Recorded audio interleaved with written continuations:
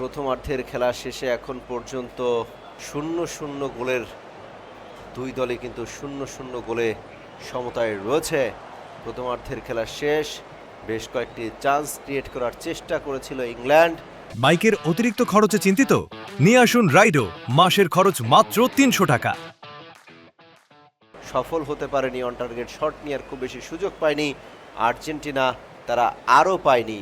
এখন পর্যন্ত ৪৫ মিনিটের খেলা শেষ হয়েছে দর্শক, এখন পর্যন্ত গোলের দেখা পায়নি কোনো দলই, চান্সও ক্রিয়েট করতে পারেনি এখন পর্যন্ত। ইয়েলো কার্ড দেখতে হয়েছে কিন্তু দু দলের দুজন প্লেয়ারকেই, অর্থাৎ টানটান উত্তেজনাকর ম্যাচ চলছে।